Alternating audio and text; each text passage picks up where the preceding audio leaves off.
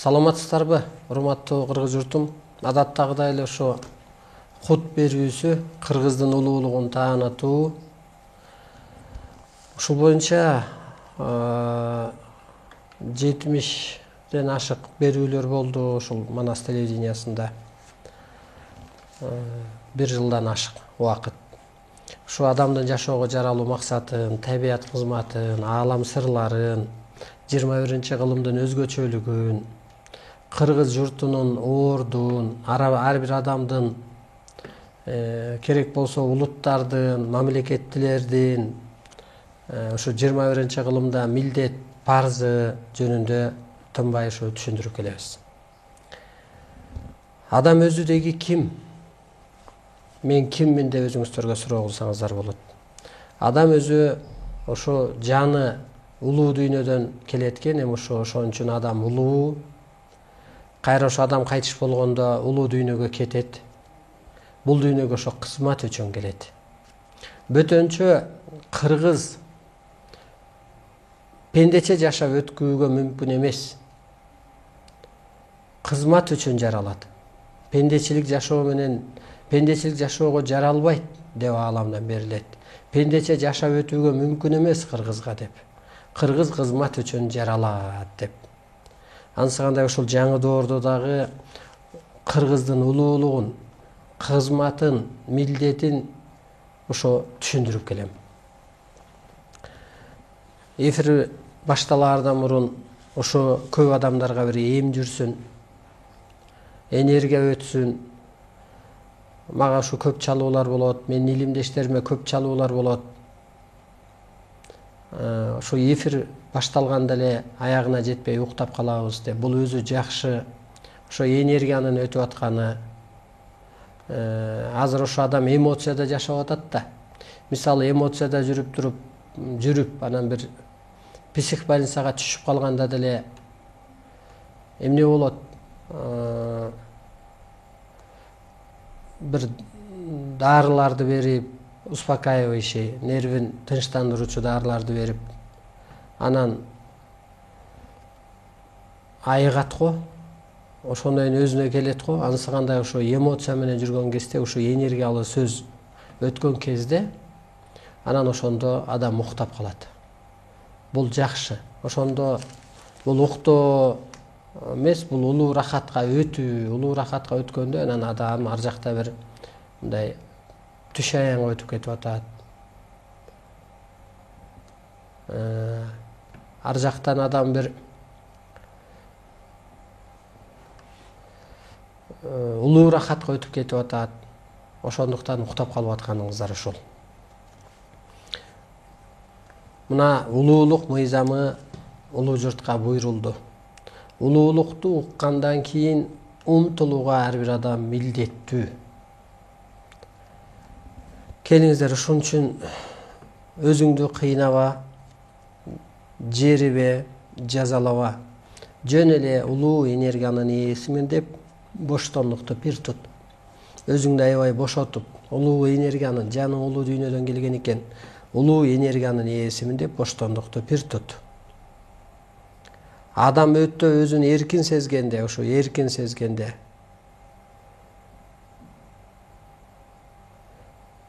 өзөктөн да өткүр энергия анын турпатын куулма керемет менен багындырат жана нурга айландырат. Ушу жаңы доордо адам нурданат, нурга айланат, энергияга толот. Азыр ошо энергиялуу доор башталды. Эволюция доорлору бүттү. Ошон үчүн адам азыр ошо өтө өзүн бош сезгенде, ошо өзүңүздөрдү бошотуп, мүмкүн болушунча жатып алсаңыздар жакшы болот. Жөлөнүп, бошотуп, болбосо ошо жөлөнүп отуруп, өзүңүздөрдү аябай бош кармаңыздар. Ошо кезде мына багындыруучу адам ким экен? Жер жашоосунда адамдан ыйык, улуу, касиеттүү, жаратуучу, эсеп кысапты туура чыгарган, боек берген, жомок айткан, жомоктоштурган эч бир күч жок экен. Ошондо сен боек айтып бирөөнү багындыра алсаң, духун көтөрүп бирөөнү багындыра алсаң, бирөөнү ойгото алсаң, ошо сен багындыруучу энергияга сени жайгашыш керек. Адам өзү эч нерсенин ээси эмес, тегерегибиз бүт энергиядан курчалып турат. Мына воздух, духов возит. Же болбосо Кудай көк мейкин сөлөкөт чексиз кудурет дейт. Адам акылы менен эч нерсенин ээси эмес. Ошон үчүн бүгүнкү күндө энергия доору башталгандыктан адам акылы менен эч нерсени чече да, жетектей да, токтото да албай атат. Эч нерсенин ээси эмес адам. Тетирсинче энергия адамды бийлейт. Ошон үчүн ушу боштондук энергиясы менен турпатымды бийлесин деп эң жакын энергия ушул. Муну ар бир сабакта айтып өтүш керек, себеби ушу эм жүрүш керек, өзүн өтө бошотуш керек адам. Кысылып алды, кыжаалат болду, ушу көз караштан, майда чүйдө тиричиликтен, майда түшүнүктөн адам өтө кысылып алды. Ушу боштондук деген энергия менин турпатымды бийлесин деп өзүңүздөрдү аябай бош кой бериңиздер. Бош тутуңуздар, мындайча айтканда. Өзүңүздөрдү бош кармаңыздар. Бошотуңуздар. Бош кармаңыздар. Ушу боштондук энергиясы менен турпатымды бийлесин деп. Анан сиз кимсиз? Теги улуу энергиянын ээсисиз. Эгер ушу улуу сыпатка калыптансаңыз. Улуу кыргыз деген сөз бул улуулук сыпатка азыр калыптаныш керек болуп атат. Ушул сыпатка адам өтүш керек болуп атат. Ошондуктан урматтуу улуу журтум, өзүңүздөрдү аябай бош кармап, анан ушу ааламдык сабак өтүлүп атат. Жаңы доордо адам ушу бейишке айланат. Мына менин аркамда турат алтын доордун 5 закону. Боштондук биринчи. Адам боштондукка чыкканда, өзүн бошоткондо, же болбосо мына адам өсүп атпайбы? Мына Арбай деген этапка, Кудай деген этапка. Арбай бош да, мына бош. Кудай өзү бош. Ансыгандай биздин жан дагы бош болуш керек. Жан дүйнөсү бош болуш керек. Боштондукта болуш керек. Ошо боштондукта болгондо адам өзүн бош сезгенде, боштондук энергиясын калыптанганда көкүрөктө бейпилдик болот. Көкүрөк бейпил болгондо жан дүйнө өзү бейишке айланат. Бейиш, бул дүйнөнүн бейиши эмне дегенде ошо көкүрөктүн тынчтыгы, жан дүйнөнүн бейпилдиги. Бейпилдикке кантип өтөт дегенде, мына улуу түшүнүктөргө жеткенде адам, ошондо анан жан дүйнөсү боштондукка чыгат, бейпил болот, жан дүйнөсүндө бейиш болот. Мына ошол кезде адам ушу улуулук сыпатка жеткенде, улуулукка өткөн кезде мына жогорудагыдай. Бейиш деген, жан дүйнө тынчса бейиш да демек. Ошо бейиш деген жашоо ушул жерде башталат. Табиятта бейишке айланат, адам да ошо жаратуучулукка айланат. Ошо кезде бейиш, ошо бейиштин элчиси батыштын техникасы. Бейиштин башаты, улагасы, мындайча айтканда. Адамдын табият менен гармонияда болушу, таттуу мамилеси болушу. Бейиштин төрү кыргызчылык өлкөсүнүн түптөлүшү. Ушул жаңы ой, жаңы түшүнүк менен кыргыз өлкөсүнүн түптөлүшү. Бейиштин мурастары бийик тоолор, мына Сарычелек, Ысык көл дегенге окшош көлдөр, дарыялар, агын суулар, ушу бейиштин мурасы. Ансыгандай ушинтип бейиште ушул батыштын техникасы элчилик кылат. Ошентип урматтуу улуу журтум, калгыл ойлой айткандай, ак койдун үстүнө торгой жумурткалаган заман болот демекчи, азыр ак төбөнүн карды жарылган заман болот деп берилет ааламдан. Ошого адам өсүш керек, өсүп гана кутулган атабыз. Менин аракетим, дагы бирөөлөрдүн аракети ушул адамды бейпилдик өткөрүү, бейишке өткөрүү, жан дүйнөсүн тынчытуу, табиятты бейишке айлантуу, өлбөстүккө өтүү, мына ушул болуп атат. Өзүңүздөрдү бош кармагышу, өзүңөрдү аябай бошотуп, жан дүйнөңүздөргө бир бейпилдик, тынчтык алып келип, ошентиңиздер. Эми темабызды улап кете берели. Бул жерде так берилет. 2017-жылы, 18-жылы адамзатка эмне зарыл иш аткарыш керек? Арыстан Алай ошону ачып берет, ошонун кодун айтып берет делип. Адам эмне кылыш керек? Эң биринчи азыркы бүгүнкү күндө. Бүгүнкү күндө адам аябай адаштык, пендеге айландык. Бул жаңы доордо пенде болуп жашап өтүү мүмкүн эмес. Ооба мен мисалы көп адамдарды кеңеш берип оңдодум.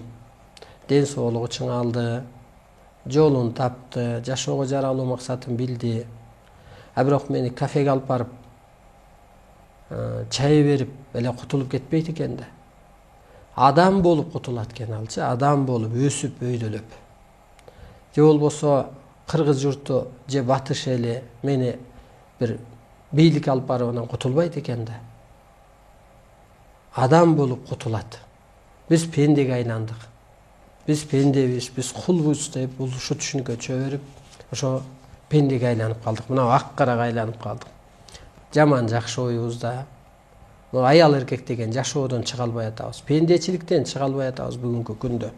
Адам деген этапка, ошо улуу сыпаттарга, арбайлык сыпатка, ошо кудайлык сыпат адамда болуш керек, ошого жетпей атабыз. Кудайлык сыпат деген бул кандай деген түшүнүк? Мына Кудай жарыгы деген китепте берилет. Кудай мени көктөн издебе, өзүңдөн изде деп. Ошондо кудайлык сыпатты издеңизчи өзүңүздөн. Кудай кечиримдүүлүгү менен касиеттүү. Пенделер периштелердин деңгээлине тең келгенче кечиримдүүлүктү Кудай бир тутат. Ошондо периште мына Арстан Алайга пенде келет, периштеге айлантып коет дейт. Эми ошо аң сезимин көтөрсөң анан периштеге айланат да, тазарат, өзүн өзү соттойт. Анысы кандай мына Кудай кечиримдүүлүгү менен касиеттүү экен го. Урматтуу улуу журтум. Келиңиздер кечире билели. Таарыныч болсо болгондур анын жан дүйнөнүн жардылыгынан, же өзүңдүн жан дүйнөңдүн жардылыгынан. Бала деле бир эн атанын колунда болбосо да велосипед алып бер дейт. Алып бербесе таарынат го. Колунда бар экенин, жок экенин түшүнбөйт. Кийин түшүнүп, деп күнөөсү мойнуна алат. Анысы кандай жан дүйнөнүн жардылыгынан мүмкүн өзүбүз таарынгандырбыз. Жан дүйнөнүн жардылыгынан бирөөнү таарынтып алгандырбыз. Жан дүйнөнүн жардылыгынан ал таарынгандыр. Келиңиздер ошо Кудай сыпаттуу кечиримдүү бололу. Кудай жараткандын сактап берели, улап берели. Мээрим төгөт кал, улутуна, жынысына, жаман жакшысына карабайт. Эне ата деле жаман деген баласына тетирисинче маани берет го, көңүл бөлөт, ошого аябай кайгырат, ордун тапса экен деп. Анысы кандай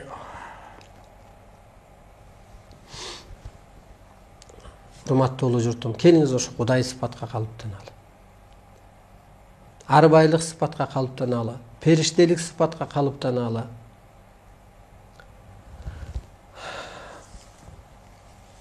Эми эмне кылыш керек? Кудай сиздердин жан дүйнөңөргө карай жаңы доордо жашоо багыт тартуулайт. Жан дүйнөң канчалык өссө, ошого жараша жашоо багыт тартуулайт. Качан гана пейил бузулганда жашоо үчүн түзүлгөн шарт бузулат. Пейил бузулганда жашоо үчүн шарт бузулат. Контракт бузулат экен да, контракт түзөт го фирмалар деле. Ооматтын ордуна оору келет. Кудай сиздерден таза дилди, бирдей мүнөздү, бирдей идеяны талап кылат. Себеби баарыңардын барар жериңер, көрөр күнүңөр түбөлүктө. Рухубуз кайда кетет? Ааламга кетет. Жаман болуп өссөң дагы кеттиң, жакшы болуп өссөң дагы кеттиң. Ошол тегиз жашоону талап кылып атат бүгүнкү күндө. Улуттар алардын деле жаны бийиктеп барып атпайбы? Ошон үчүн жерде бириңди бириң жаман дебе. Жаман адам жок, жан дүйнөсү жабыркап калган адам бар. Макта, колдо, кошто, ойгот. Ушул мына касиеттүү инсандар бар кыргыз жергесинде аябай көп. Ошо касиеттүү өзгөчө инсандар, сиздер жаңы доордо адамзатка жол башчысысыңар. Өз милдет кызматыңарды тактап алып тез аткаргыла. О маткелерден мурун адамзатты туюк аныкталбаган оору каптайт. Анын ачкычы сиздер. Өзгөчө адамдар.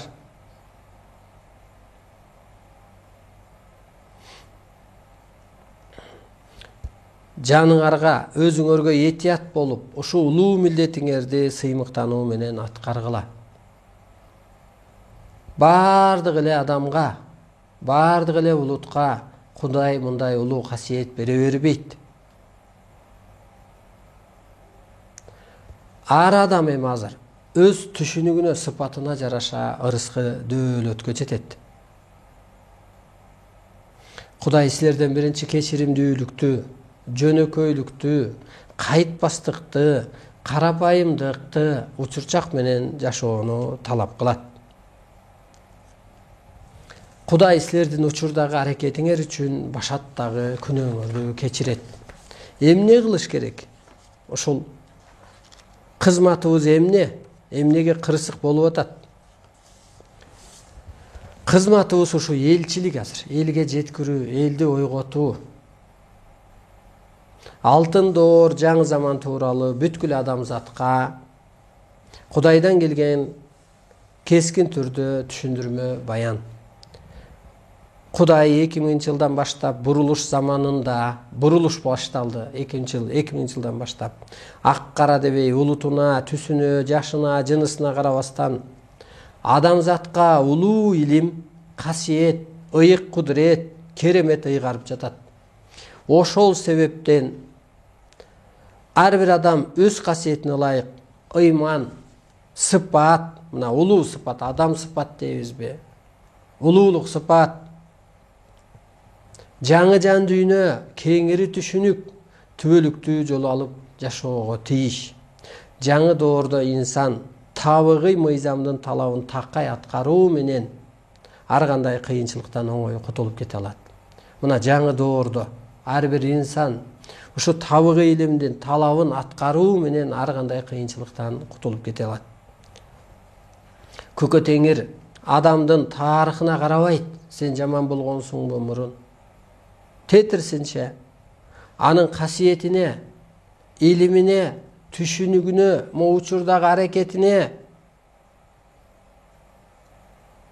сезим туюмуна, касиеттүү аалам кабарын кабылдоосуна карап, Кудайга тагдырын тапшырса, пендечилик көз карашты экинчи орунга койсо, ошол инсанга илим жана касиет берет. Кудайга тагдырыңды тапшыр деген ушул. Мына Кудай илимин берди, багытын берди, элди өстүр деп атат.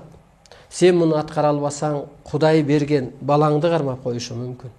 Өзү берген ишинен кармап коюшу мүмкүн, ден соолугунан кармап коюшу мүмкүн. Ушу кут деген илимде так берилет. Кудай, сен Кудайдын кызматында болсоң, Кудай сенин кызматыңда болот деп. А бүгүнкү күндө Кудайдын кызматы эмне болуп атат? Алтын доорду куруу болуп атат. Адамзатты ойготуу, бириктирүү, жаратуучулукка өткөрүү, ошо пендечиликтен куткаруу болуп атат. Мына ушул кызматыңды кыл, урматтуу боло журт. Азыр ар бир инсан эволюция мыйзамына акылы менен жетилип, эволюциялык жол менен сезим туюм баскычына келгендигин эске алып, алтын доордо жашоо үчүн жаңы мыйзамын өздөштүрүп, түшүнөн, табыгый кубулуштан, тарых агымынан талдап өтө этият бурулуш жасоого тийиш. Жаңы заман улууга бар урпактарга буйрулгандан тартып, эски замандагы адамдын эркиндиги жоюлду. Теңир күчтөрү, марба, инопланетан периштелер күн өткөн сайын кысып, ар тараптан кысып, кылым мыйзамы күчөп, мындан ары адамдын акылы эч нерсени чече да, жетектей да, токтото да албай калды. Кана ооруңду токтотуп атасың, балаңдын кырсыгын токтотуп атасыңбы, кыйынчылыгыңды токтотуп атасыңбы? Жок, 2000 жылдан баштап ушундай оорчулук башталды. Себеби кылым мыйзамы күчөп, теңир күчтөрү кысып, ушундай болуп атат, урматтуу боло журтум. Ошол эле менин деле оюм ушундан куткарып кетүү. Ошондуктан арга жок. бул кыргыз эми кырсыкпаса экен деп жана президенттикке арга жок аттанып атканым ушул. Ойлонуп көрүп, алла эски адамдарды эмнени тартуулайт, урматтуу улуу журтум? Баягы эле сөздөр, баягы эле түшүнүктөр менен. А биз ушунча улуу мыйзамыбыз колубузда турсак, улуу журтка сунбасак, улуу журтту бириктирбесек, кыргыз өлкөсүн түптөбөсөк, анда кырсыгып жоюлуп жок болуп кетпейбизби деп баратабыз мына. Ансыгандай мына ар адамдын акылы эч нерсени чече дагы, жетектей да, токтото да албай калды. Мындай оор тагдырдан кутулуу үчүн ар бир адам жаңы доордун талабын, мыйзамын толук кабыл алып, тобосуна жанып, жараткандан жардам сурап, эл арасынан суурулуп чыгып, мына бизде ушу кенедей кыздар бар 18 жаштагы. Астыда бир 70-80дей кемпирлер, агайлар бар. 60-70тен өтүп калган. Орто жаштагы келин кыздар бар. Ошонун баары ушул алынын келишинче баягы ушу улуу мыйзамды агитация катары, пропаганда катары жүргүзүп жүрөт, жер-жерди кыдырып. Мындай оор тагдырдан, эми бул эмне деген оор тагдыр дегенде, Кудай илимин түшүргөндөн кийин өзүнүн буйругун ишке ашыруу максатында адамзаттын аргасын кетирип туруп, анан кырсыктырып, же өстүрөт, же өлтүрөт дейт. Чын эле кырсыкпаса адам изденбейт да. Бирөөлөрдүн ден соолугунан, бирөөлөрдүн ишинен, бирөөлөрдүн бактысынан кырсыгат, бирөөлөрдүн ырыскысынан, түшүнөн, төрөтүнөн, аң сезиминен буюм жоготот, малы кырсыгат. Мына азыр малдар ооруп атыптыр, жайлоодо деп атат го. Пикир келишпестик болот. Үй бүлө мененби, ага тууган мененби ичкилик себеп болот. Турмушунан, мүнөзүнөн, ооматынан, байлыгынан, бийлигинен сыртына жарат чыгат. Дене мүчөсү жарым жанды болуп, өңүнө өтө суук көрсөтүп баштайт. Колунан берекеси кетет, себепсиз эле чоң чыгымдарга дуушар болот. Сөзү кунсуз, өтүмсүз. Кээ бир адамдын көзүнө касиеттүү күчтөр өрүнүп, кээ биринин үндөрү кулуп, ошентип айтор кырсыкканда тынч жашоосу бузулат. Өзүнүн өзгө күчтөрсүз алсыздыгын жана ушу өткөл ылгоо мезгилде көзгө сайгандай көрсөтүп турат. Ошондо бурулуш кылбаса, кайтпас каарды тозок отуна кабылат деп берилет. А бурулуш изилденип, бурулуш кылса жаңы доордо жакшы жашай алат. Мына ушундай кыйынчылык күндөн кантип кутулуш керек? Мындай оор тагдырдан кутулуу үчүн ар бир адам жаңы доордун табыгый мыйзамын толук кабыл алып муну окуп, тобосуна жанып, жараткандан жардам сурап, эл арасынан суурулуп чыгып, чыныгы жашоо маңызын, улуулук маданиятын, Кудайдын буйругун, эки дүйнө келечегин, жаңы заман кабарын ар инсанга жарыяласа, Кудай ошол инсандарга кут жашоо, кең келечек тартуулайт, айтканы орундалат. Бул элдик кызмат болот. Адамзаттын ар кандай жашоосу эле жаратканга жага бербейт. Адамдын жан дүйнөсү өстүрүп, аалам сырын, табият кызматын, өзүнүн жашоого жаралуу максатын билип, парз милдетин аткарып жүрсө, эки дүйнө бактысына түгөнбөс өмүргө ээ болот, Кудайдын купулуна толот. Алтын доор кабарын, өзгөчөлүгүн уккан адам умтулууга милдеттүү. Себеби кудуреттүү Теңир керемети күчүнө кирип, адамзаттын акылына эмес, сезим туюмуна, жан дүйнөсүнө карап, табияттан кийинки дүйнөлөргө жолдомо орун берет.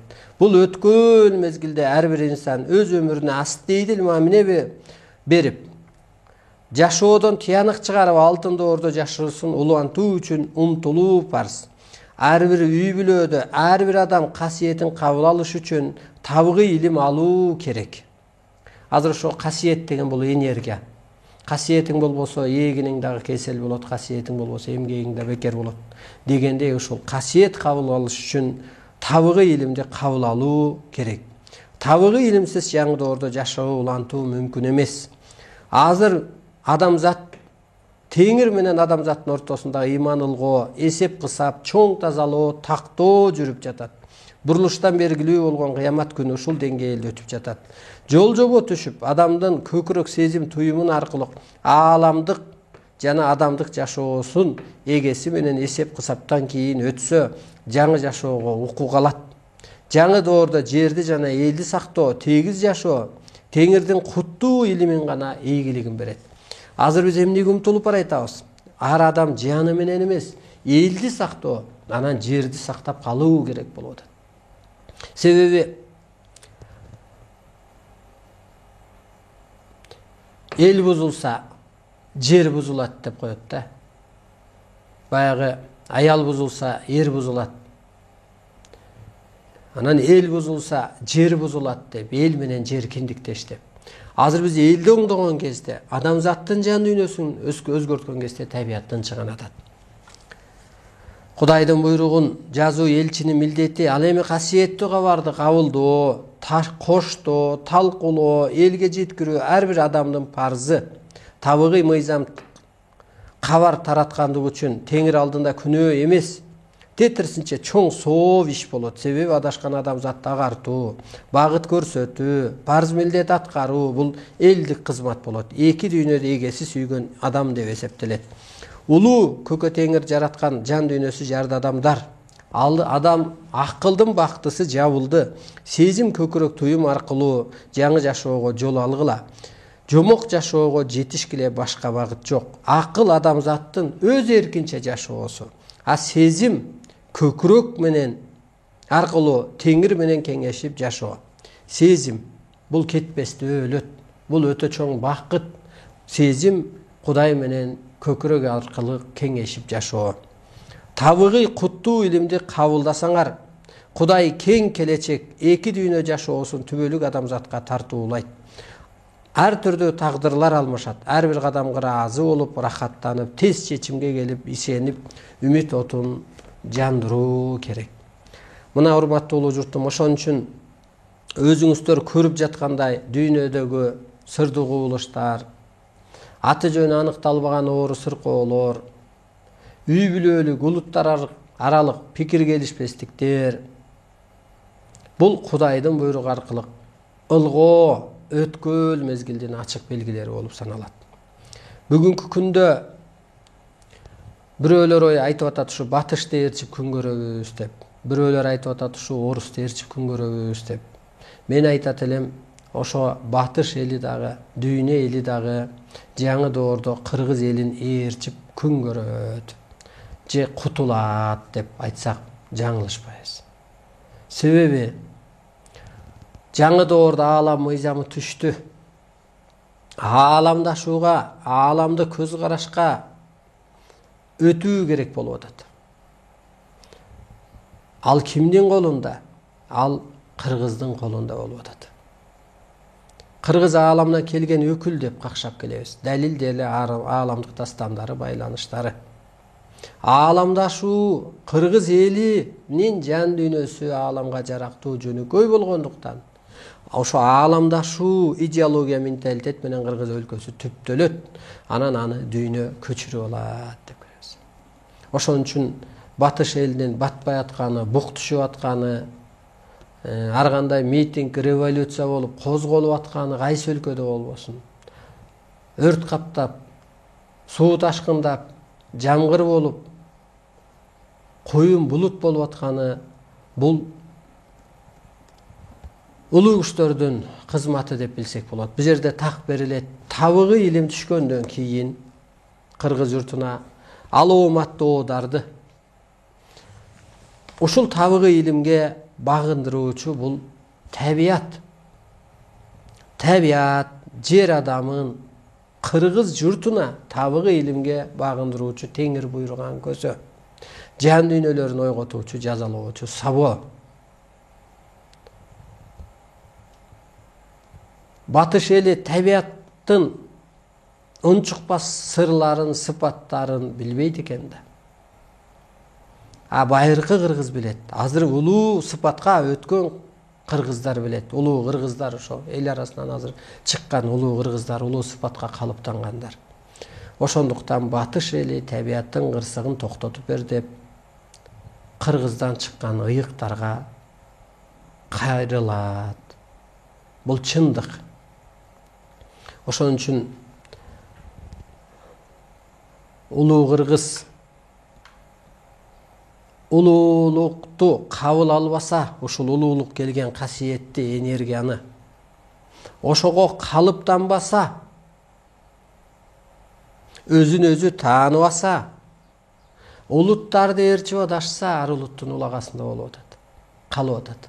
Ошон үчүн улуу сыпатка калыптанышыбыз керек болуп атат. Урматтуу улуу журтум.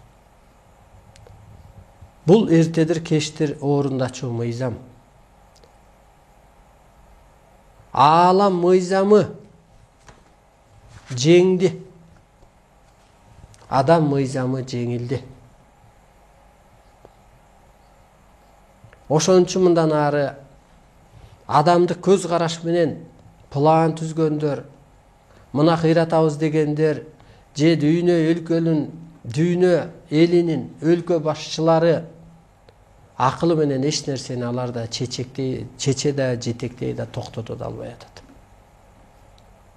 Дүйнө эли дүңгүрөп жол таппай калган кезде нур дүйнөдөн жаралган, мына нур дүйнөдөн жаралган, мына дүйнөлөрдөн жаралган жомок менен жашаган Манастын кыргыз эли кайыптан жол таап берет.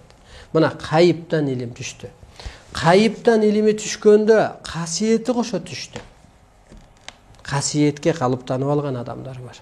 Ошон үчүн энергия иштеп атат, ошон үчүн уктап калып атат, ошон үчүн айыгып атат.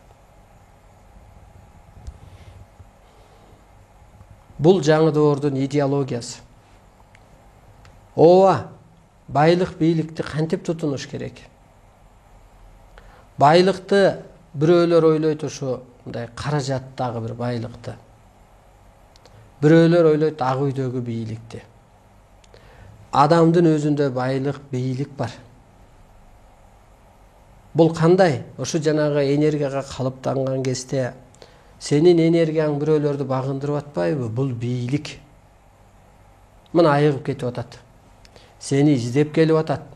Мурун каражат сурап келген болсо, мурун каражатына багынып келген болсо, эми касиетине карап келип атат. Уктук, атамды кабыл алып коесуп, апамды кабыл алып коесуп, өзүм жолумду таппай жүрөм деп касиетиңе багынып келип атат. Урматтуу улуу журтум, ушу мен жеткен түшүнүккө жетип, менден де бийик деп, мен сиздер өскөндө мен де бийиктейм, мен күнүгө сүйдөмүн. Ошентип сиздер касиетиңизге калыптанган кезде каражаттуу мамлекет багынып келген атат. Сиздер касиетиңиздерге калыптанбай, улуулук сыпатка өтө албай, ошон үчүн көрүнгөнгө көз каранды болуп атасыздар. Байлык сиздин көкүрөгүңүздө, байлык ушу ички энергияңызда, бийлик өзүңүздө. Мына улуу күчтөр энергиялуу экен го. Мына арбайлардын укугу бар жан алып жан салууга. Жана жан алгыч деген бул ааламдык күчтөр да. Мисалга, арбайлардын укугу бар ар кимди кийип алып иштөөгө. Арбайлардын укугу бар улутун жергенди тааныгысы келбегенди айыптоого, кырсыктырууга. Караңызчы. Алар улуу экен, аларда бийлик бар турбайбы? Демек, сиз ошол сыпатка калыптансаңыз, сизде да бийлик бар экен. Азыр ошол могу элди адаштыргандарды отуруп алып, улуулугу менен, касиети менен соттоп аткан адамдар бар. Ошон үчүн булардын иши жүрбөй атат. Эне соттойт го, жети баласын бирөө эле колтойгон этти жеп алса, бөл, бер дейт го, соттойт, жаман көрөт го. Байлык, бийликти билсеңиз өзүңүздөрдө. Отуруп алып тегеретип аткан адамдар бар, керек болсо эми Кыргыздан чыккан ыйыктар муну баары бир дүйнө эли да таанып келет, кыргыз эли да баары бир тааныйт. Багынат, кошулат, башка жол жок урматтуу улушту. Азыр жөн эле бир кичине убакыт коротуу болуп атат. Мейли мен буга деле кейбем, убакыт коросо коросун.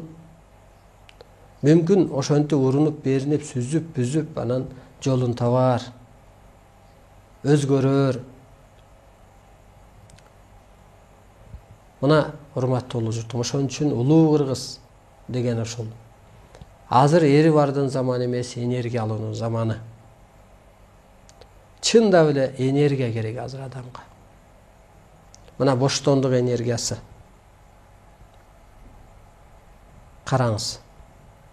Барып туруп ушул Кудай деп пир туткан ар кандай диндер,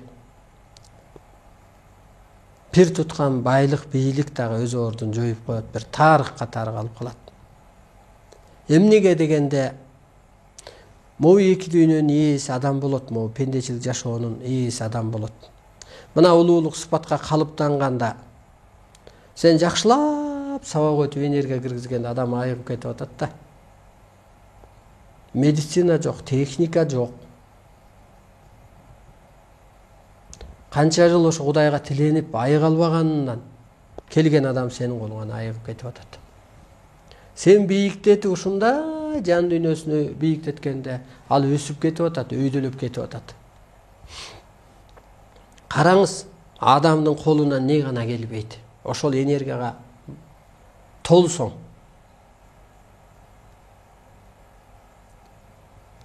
Мына ошол бийлиги, байлыгы ички жан дүйнөсүндө ушумо улуу сыпаттар адамга калыптанса, клеткага калыптанса, табияттын кырсыгын токтотуп койсо, мына эртең батыш келгенде жан дүйнөң өссө, табияттын кырсыгы токтойт. Анда Кудайдын колунан келбеген иш адамдын колунан келип атпайбы? Айыгып кеткенсе, мына айыгып кетип атат. Демек, адамдын бир кереметтери ачылып баштайт, урматтуу журт.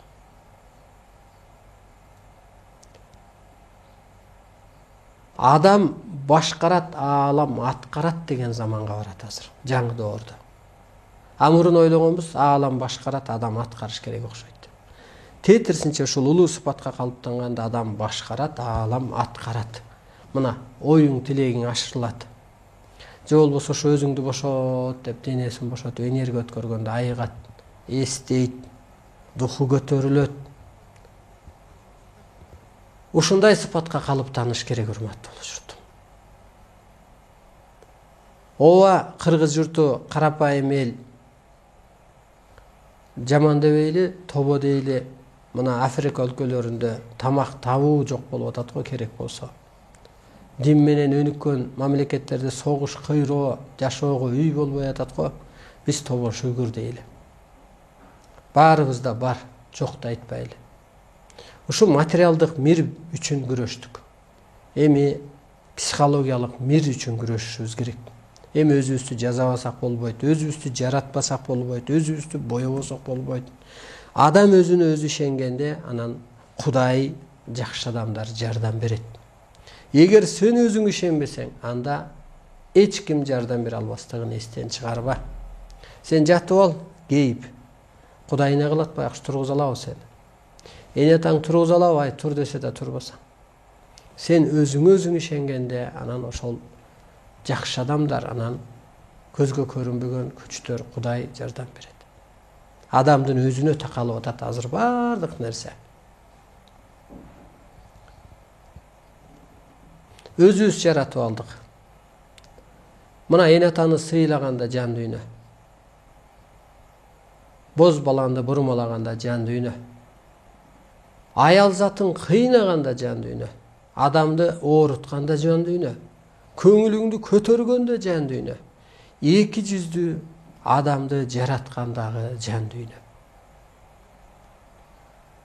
Масындагы касында да өзү жаратат. Чеберинде, чоркогунда да өзү жаратат. Ууруну да, урушту да өзү жаратат. Урушпа, ууру жок. Касындагы, масындагы адам өзү жаратат. Эки жүздүү адамдарды жаратып алдык. Бийлик, байлык деп атыпчы, байлык берип, балекет кылып атып. Буруп салдык, бурмалап алдык адамдычы. Калыстыктан кайтарып алдык. Тетир жолго салып алдык. Буга ким күнөөлүү? Багыт бере албаган башчылар күнөөлүү. Мына жаратып алдык. Азыр ушу көчөгө подпись топтойбуз деп кыздар чыкса, палекет паланча баланча сомдон берип атат. Анан кол коюп беребиз депчи. Анан ойлонот экенсиң. Мен жөн эле куру бара болуп аткан жокмунбу? Бул ааламда мыйзам бекер түшкөн жокпу? Жида кыргыздын жаман көрөр күнү барбы? Болду болсо болмок, сыноодон өттү го. Бир жолун таап кетсе болмок деп. Өзүбүз жаратып алдык. Эки жүздүүнү жаратып алдык. Кошоматчыны жаратып алдык. Ууруну жаратып алдык. Урушту жаратып алдык. кулдарды жаратып алдык, пенделерди жаратып алдык. Улуулукту жараткан эч ким жок. Улуулукка өстүргөн эч ким жок. Улуулук сыпатыбатка калыптанып аткан адам аз. Тагдырын тапшырып коюп изилденип бараткан адам аз. Кырсык мына бу жерде турат. Адам кызмат милдетин аткарбаса, Кудайдын ачыктан эскертүүсү. Ай, сенин жаның улуу дүйнөдөн келди, могу корпусту кийди, бир кызмат кыл. Кудайдын абаасын дем алып атпайсың, баламды багам деп. Абаага төлө. Кудайдын суусун ичип атасың, сууга төлө, Кудайга төлө. Карызсың, жерин басып жүрөсүң. Мына бу жерде бар, ажалдан суроодо. Канча адамга кеңеш берип оңдодуң? Оңдой албай атабыз да биз жоготуп атабыз. Бүгүнкү ушу айлекер жигиттердин баратканын аябай таң калам. Эмне максат менен барыш керек? Биз го мынаны өткөрүшүбүз керек. Кыргыз өлкөсүн түптөшүбүз керек. Жаңыча көз карашка өткөрүшүбүз керек. Аны үчүн ошол маданият министри, аны үчүн ошол билим берүү министри, аны үчүн ошол саламаттык сактоо министри өзгөрүш керек. Бери болгондо. Аны үчүн ушундай улуу талкуулар эфирден кетиш керек. Суроо жооп болуш керек. Улуу рахатка өтүш керек. Утурумдуктан чыгыш керек. Анан касиет калыптанса ошого жараша каражат болот. Касиетке калыптанса каражаттуу мамлекеттер кырсыгып келип жолун таап кетет. Багыт беребиз биз, жол көрсөтөбүз. Ааламдык көз карашка өт дейбиз. Ал адамдардын максаты эмне? Биз караңгыда бийликтебиз, Арстан Алай мына караңгыда бийлигин жүргүзүп атат. Алар ачыкта бийликте эчтеке кыла албай атат. Ошон үчүн бирөөнүн тагдырын бурмалаганга болбойт, урматтуу улуу журтум. Ар бирибиздин эсибизде болсун, бирөөнүн эмгегин жегенге болбойт. Тагдырын бурмалаганга болбойт, келечегин бурмалаганга болбойт. Биз азыр улуулукка өстүрүшүбүз керек. Чык алдыңа кетейин, утурумдуктан чык. Утурумдук денени карайтат, уулантат. Улуулук денени нурдантат деп.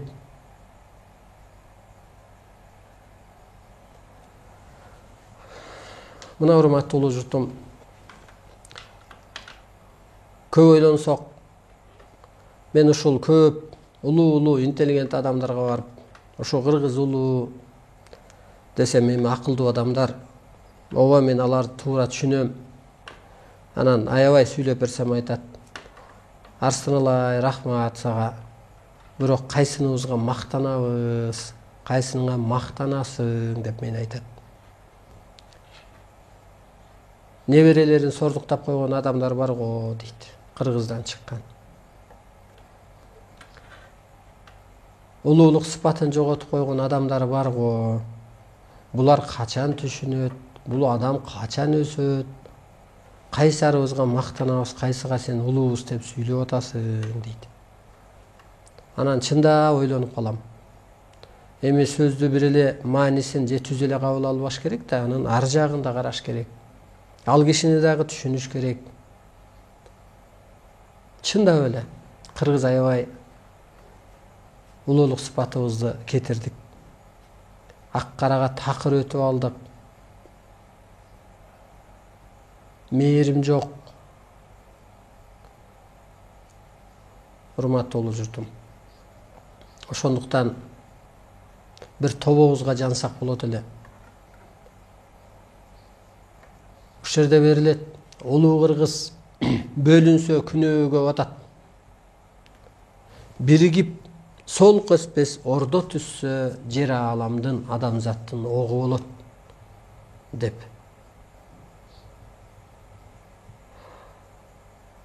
Ооба, чындап эле азыр улуу кыргыз бөлүнүп атат. Күнөөгө батып атат. Улуттарга бөлүп атат. Кырсыксак дагы каяка барабыз? Канча жыл деги эле темселедик, багыт таппадык, кырсыктык. Жеке адам азыр ишим жүрбөй атат, тукум түшүп атат деп эле келип атат мисалга. Ар бир адам ар бир үй бүлөдө ошентип атат. Анткени жан багытын таппай атат, жолун таппай атат. Дагы кандай күндү көрүшүбүз керек? Биз түптөлүп, биз улуулук сыпатка отуруп, улуу сыпат, улуу адамга айланып, анан дүйнөгө жол көрсөткүчө дүйнө кырсыгып кетпейби? Бул жерде так берилет, улуу кыргыз улуу мыйзамды жаратпаса, адамзатты ортоңку жолго салбаса, кырсыгат, батыш эли банкрот болуп тыңанат. Табият жер адамын жутуп коет. Улуу сыпатыңарды, улуулук идеологияңарды бергиле деп ооба жазылып турат. Ичимде жашап атат, ичимде кыргыздын көкүрөгүндө кийиз китеп бар дегендей, көкүрөгүмдө көп нерсе бар. Ирээттен элек жазылып элек, мезгили келгенде окумуштууга сүйлөп берербиз. Мезгили келгенде журналистке сүйлөп берербиз. Ошолор ирээттеп чыкса анан баланс кылып берербиз. Бул жерде эскиче көз караш болуп калыптыр. Бул жери жакшы бар айтыптыр. Бул жерин мындай пендечиликке калып салып коюпсуңар деп.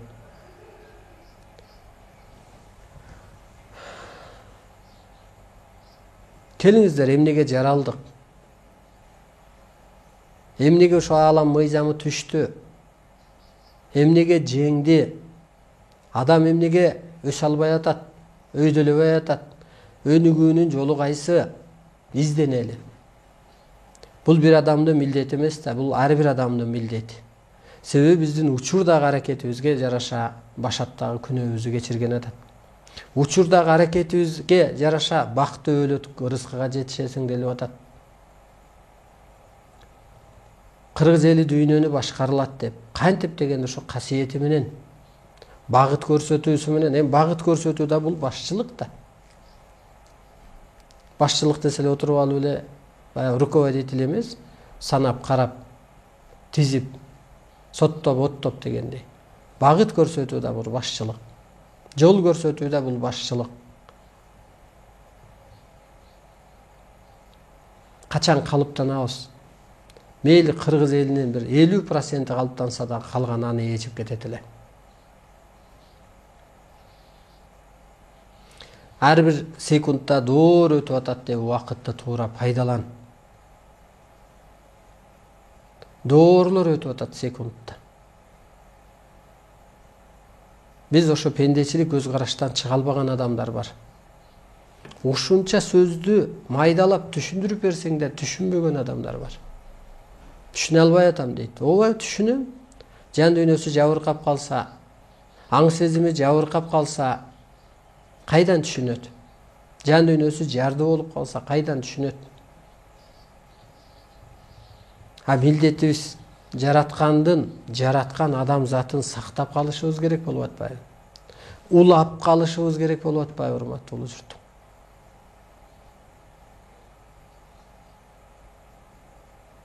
Мына эрге деле, аялга деле тагдырыбызды тапшырып атабыз го.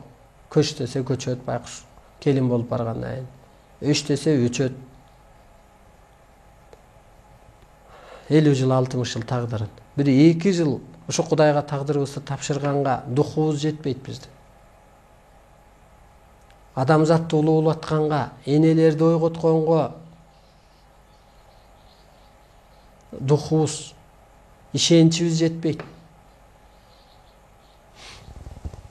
Өткөндө ошо эфирден бир эжеке чалып, анан түшүн жоорутуп рахмат айтты. Анан эже эфирдин кайсы жери жагат десем, ошо аял жөнүндө айтканыңыз мага абдан жагат дейт. Өзү аял киши экен, мен ошондон кийин чыйыр алып калам. Мен ошондон кийин мындай өзүмдү тербиялап калам дейт. Ушул жөнүндө, ушу энелер жөнүндө, аял жөнүндө кичине айтып өтөйүн. Чындап эле аял бул пендечилик жашоодогу эң башкы өзөк. Аял жаратуучу, мына ою менен жараталат. Оозу менен жараталат. Тарбиячы, мына жаңы доордо да сиздердин тарбияңар өтө бийик. Анткени сиздердин сезимиңер иштейт. Эркек чыдамкайы жок болот. Сиздер жарата аласыздар, сиздер тажабай сүйлөй аласыздар, сиздер өзгөртө аласыздар. Аял ар нерсенин ачкычы болгон күч. Аялды Кудай алсыз жаратты, бирок өзүнөн кийинки Кудай, өзүнөн кийинки бийик нур сыйкыр касиетти берди. Ал үчүн аял изилденүү керек. Сыйкыр касиетке аял калыптанбай калса, кыямат күндүн күбөсү болот. Аял жаратуучу, караңыз, аял дүйнө элинин түзүүчүсү. Аялдын сыпаты ааламдын сырын баяндап туруш керек. Ушу сыпатка калыптануу деген ушул. Ааламдын сырын, же ошо периштенин сыбынын, же Умай эненин сырын, же Курманжандатка эненин сырын, же Обон эненин сырын баяндап туруш керек. А биздин энелер удобный деп шым кийип алган, удобный деп билбейм эми кандай болсо дагы бир сыпатын берип туруш керек эле. Сөзүнөн, кылган мамилесинен, мээримдүүлүгүнөн, жаратуучулугунан, акырын кыймылдан, кайтпастыктан, илимдүүлүктөн ошо ааламдын сырын берип туруш керек эле. Бул ошо көктүн Кудайдын билдирүүсү. Аялдын жан дүйнөсү жакшы жака өнүксө, өнүктүргүч, көрктөндүргүч. Эң башкы күч. Жаман жака өнүксө, жеги чириткичсат. Мына азыр жан дүйнөбүз жакшы жака өнүксө, өнүктүрө алат экенбиз. Элдин духун көтөрө алабыз. Көрктөндүрө алат экенбиз. Табиатты, адамды, эркекти. Эркек пустойлы коробка деп берилет. Аял ички өзөк.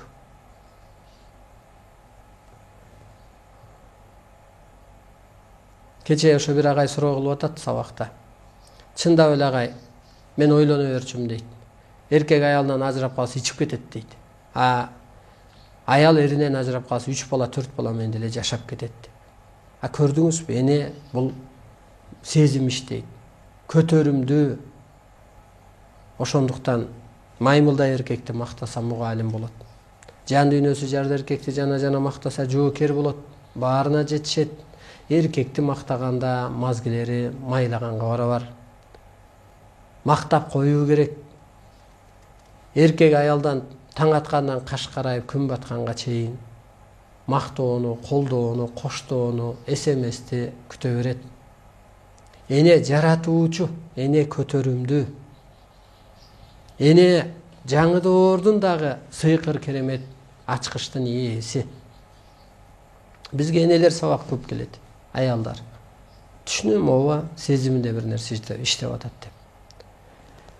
Мындайча айтканда, мектепте деле бүтүп күндө бир 11 класста же болбосо институтта бир башкача сабак болот го. Башкача бийиктетүү болот го. Ошол сыяктуу доор алмашып атат. Бир доор бүткөндө экинчи доордун талабы бөлөк болуп атат. Ааламдык, ошо ааламдын сырын баяндап туруш керек, энеби атабы. Эркектер кайып бирдей сүрдүү, каардуу, коргоочу касиетке ээ болуш керек.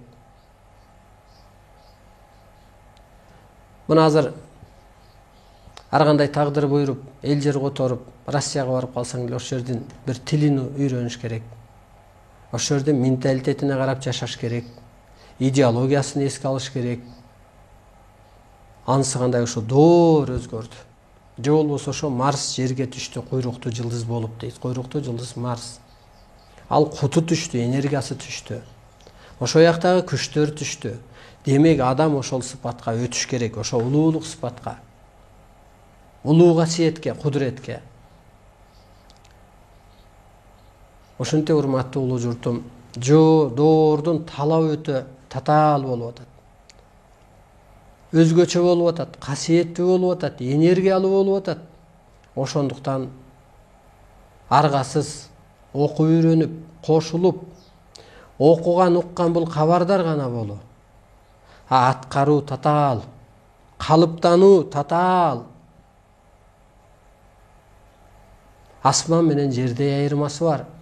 Демек ушу сиздер окусаңыздар, калыптансаңыздар, Анан Кыргыз өлкөсү түптөлсө ошол жаңы мыйзам менен, жаңы түшүнүк менен, ааламдык маданият менен анан дүйнөгө көчүрүлсө, ушу табиятыбыз тынч калат эле, адамзатыбыз сакталат эле. Менин оюм ушу адамзатты сактап калуу. Мынау сүрөттө берилет, мына көп адамдын сүрөтү турат. Аткаруу, калыптануу, анан ой менен башкаруу, ордого отуруу. Ушул 3 ашуудан көп адам өтпөйт. Бир ууч гана адам өтөт дейт. Жаңы доорго калыптануу бул өтө татаал болгон атат.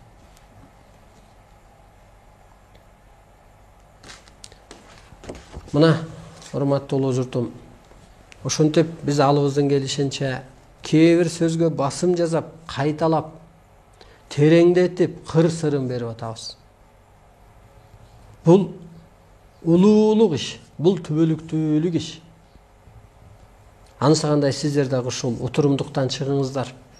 Отурумдукту сиздин энергияңарды жеп коюп атат. Улуулукка калыптанып, улуулукка бир аракет кылыңыздар. Бизге бөлүнгөн убакыт байыды. Оператор балдар да ошо сөзүбүздү бөлбөйлү деп телефонду алган жок окшойт.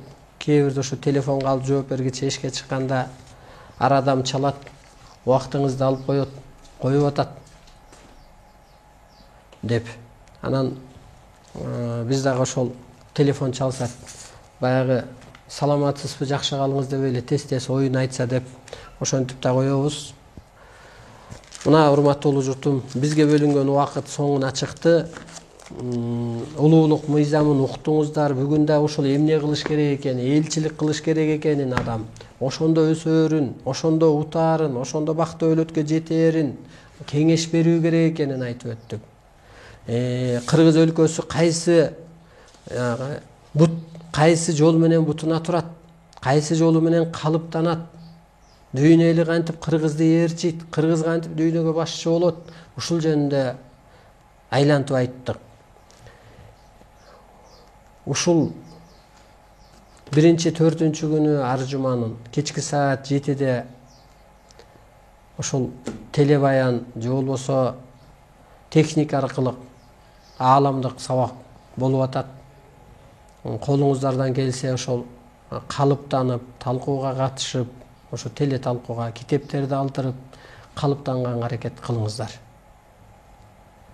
Менин ушу байланыш телефондорум 706 988 188. Ушу Кыргызга келген кут, Кыргызга түшкөн кудуреттүү улуу табылга кут болсун. Ооматыңыздарды келип калды, оозуңуздардан жулдуруп ийбеңиздер. Тетирсинче сиңирип тамакты дагы. Анан калыптанат го. Сиңирет, семирет дегендей. Ошондой энергияга толуңуздар. Кийинки берүүгө жолукканча сак саламатта туруңуздар.